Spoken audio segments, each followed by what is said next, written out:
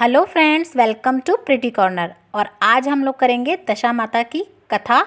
दशा माता की पूजा कैसे करनी है उसकी वीडियो मैंने ऑलरेडी चैनल पर डाल रखी है।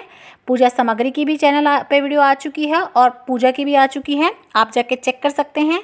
वैसे 10 कहानियाँ होती हैं, बाकी की वीडियो मेरे चैनल पर है। और 10वें दिन यानी 10वें दिन कही जाने वाली कथा अब हम लोग करेंगे। तो चलिए कथा शुरू कर लेते हैं। सबसे पहले आप हाथ में 10 गेहूं के दाने ले लीजिएगा और 1 लोटा जल ले लीजिएगा।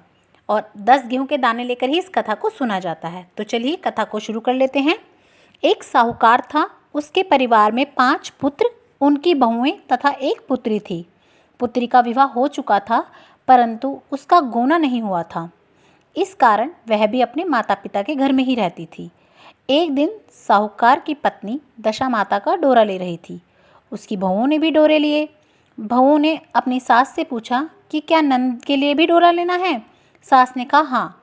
इस पर बहुओं ने कही कि उनकी तो विदाई होने वाली है, यदि व्रत से पहले ही विदा हो गई तब क्या होगा। सास ने उत्तर दिया, मैं व्रत का सारा सामान साथ में रख दूंगी, वह अपने ससुराल में जाके पूजा कर लेगी। ऐसा ही हुआ। उसके ससुराल से लेने उसका पति आ गया। माँ ने बेटी को विधिपूर्वक विदा किया और उसकी पालकी में पूजा का सब सामान रखवा दिया।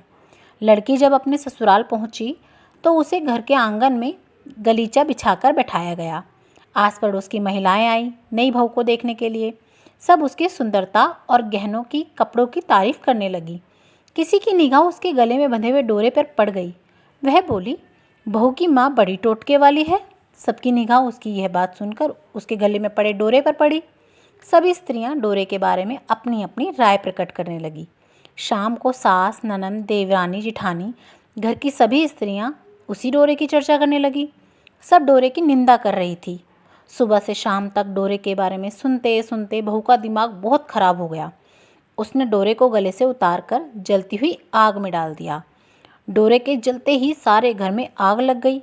घर में रखा सब धन अन्न सब जल गया। सब आदमी अपने प्राण बचाकर घर से बाहर भागे।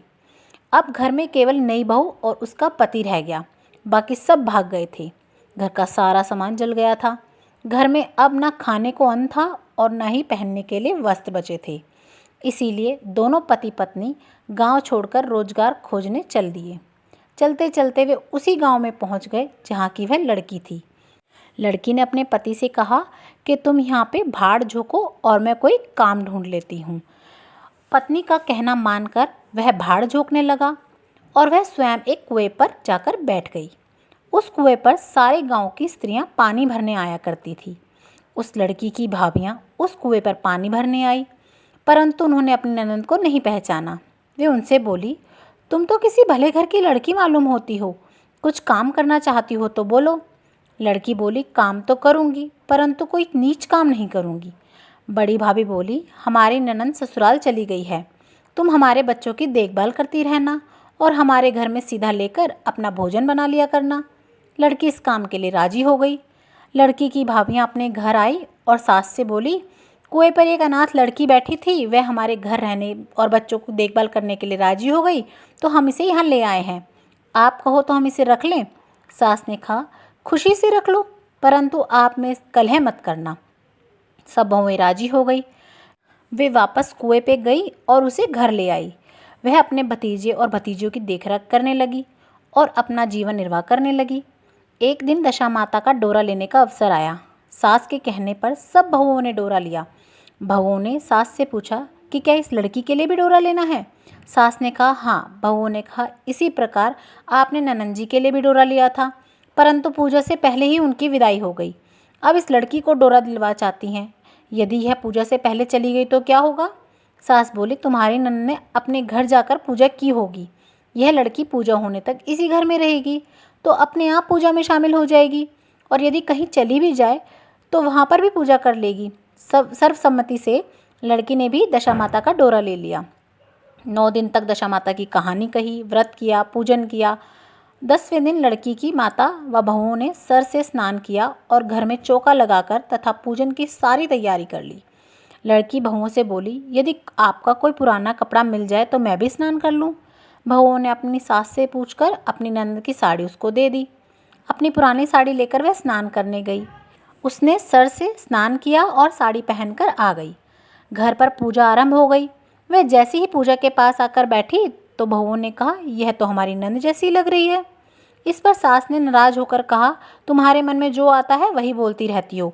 पूजा के समय भी चुप नहीं बैठा जाता। चुप रहो, मुझे कथा कहने दो। तुम्हारी बातों से कथा में विघ्न पड़ता है। बहुएं चुप हो गई। घर की सब स्त्रियों ने पारण किया, लड़की ने भी पारण किया। इसके बाद स्त्रियां एक दूसरे का सिर गूंथने लगी। एक ने लड़की का सिर गूंथना शुरू किया। वह बोली, जैसी गूंथ तुम्हारे सिर में है वैसी ही गूंथ हमारी ननंद के सिर में भी थी। सास नाराज होकर बोली, तुम मेरी बेटी की तुलना इससे क्यों कर रही हो। सास ने बहू को डांटा, परंतु उसकी बात मन में घर कर गई। उसने लड़की से कहा, आज रात मेरे पास सोना। रात तो जब बहुएं सो गई तो उसने लड़की से पूछा, तुम्हारे पीहर में कोई था।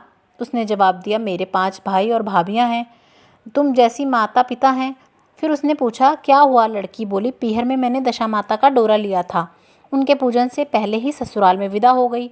ससुराल में पहुंचकर मेरे गले में पड़े डोरे को देखकर वहाँ सभी स्त्रियां हंसने लगी और मजाक उड़ाने लगी।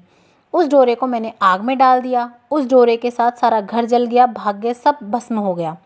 सब लोग भाग गए। हम दोनों भाग भाग कर इस गांव में आ गए हैं। उसकी माँ ने पूछा कि तुम्हारा पति कहाँ है। लड़की ने कहा, वह भड़भूजे के यहाँ भाड़ झोंकता है। दशा माता के प्रकोप से यह हमारी यह हालत हुई है। वह समझ गए कि यह लड़की कोई और नहीं, मेरी ही बेटी है। तब उसने अपने 5 बेटों को बुलाया और कहा कि यह तुम्हारी ही छोटी बहन है। सवेरे होते ही माता के कहने पर 5 भाई भड़भूजे के यहाँ पर गए और अपने बहनोई को ले आए। उन्होंने उसे स्नान आदि कराया और उत्तम वस्त्र पहनाने को दिए। कपड़े पहनकर वह सुंदर साहूकार दिखाई देने लगा। वह कुछ दिन ससुराल में ही रहा और फिर अपने घर चला गया।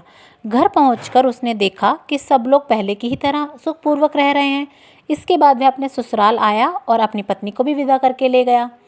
वह अपनी दशा पर विचार करती हुई जा रही थी। मार्ग में एक नदी पड़ी। उस नदी में स्नान करके अप्सराएं दशा माता का डोरा ले रही थी। उनके पास एक डोरा बच गया था। वह अप्सराएं बोली, यदि इस डोली में कोई उच्चम वर्ग की स्त्री हो तो उसे ये डोरा दे दें। उन्होंने डोली के पास जाकर पता किया और वह डोरा उस लड़की को दे दिया। जब लड़की अपनी ससुराल पहुंची तो सास थाल सजाए, ननद कलश लिए और देवरानी जिठानी अन्य मांगलिक वस्तुएं लिए उसका स्वागत करने के लिए खड़ी थी। नेक दस्तूर हो जाने के बाद लड़की को आसन पर बिठाया गया। आसन पर बैठने के बाद लड़की ने कहा, आप लोगों ने पहली बार दशा माता के डोरे के लिए अपशब्द कहे थे, जिसका फल ये सब हुआ कि घर के सब लोग बिछुड़ गए तथा घर में अंधन जलकर राख हो गया और सारी मुसीबतें आई और हमें मुसीबतें उठानी पड़ी। उसके बाद अच्छे दिन आए हैं। आप में से कोई भी अब मेरे दशा माता के डोरे की निंदा करने की भूल ना करें। जब मेरा व्रत हो गया तब सब श्रद्धापूर्वक पूजा करें। सब ने खुशी खुशी उसकी बात मान ली। 9 दिनों तक व्रत चलता रहा। 10वें दिन विधिपूर्वक डोरे की पूजा की गई। 7 सुहागनों को न्योता दिया गया। उनका श्रृंगार करके आंचल भरा गया। इसी प्रकार दशा माता का जो पूजन है वो समाप्त हुआ। जिस प्रकार दशा माता ने उस लड़की को के दिन फेरे, वैसे ही सबके फेरना। जैसे पहले आई दशा माता ऐसे किसी की मत आई हो, जैसे बाद में आई ऐसे सबकी आई हो। कहते सुनते ना, हुंकारा भरते ना। इस प्रकार से हम दशा माता की कथा कहेंगे और उसके बाद एक हमें विनायक महाराज की यानी कि गणेश जी की कथा कहनी है। और उसके बाद हम ये चांदी का छल्ला हाथ में ले लेंगे कोई भी, और इस तरह से जल अर्पण करते हुए सूर्य भगवान को जल अर्घ देंगे। और इस तरह से हमारी ये जो है दशा माता की पूजा विधि संपूर्ण हो जाएगी। तो आपको ये मेरी वीडियो कैसी लगी प्लीज़ कमेंट करके ज़रूर बताइएगा। और अगर अच्छी लगी हो तो लाइक कीजिएगा, शेयर कीजिएगा और सब्सक्राइब करना बिल्कुल ना भूलें।